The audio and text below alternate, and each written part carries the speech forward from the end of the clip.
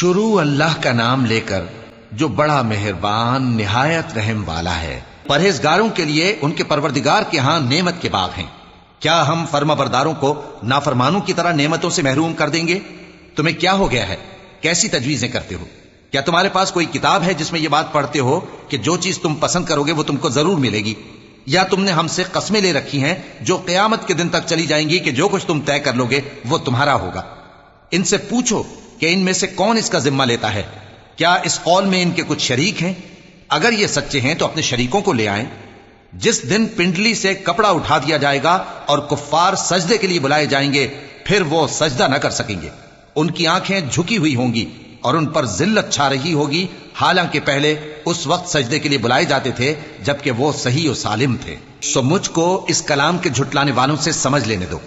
ہم ان کو آہستہ آہستہ ایسے طریق سے پکڑیں گے کہ ان کو خبر بھی نہ ہوگی۔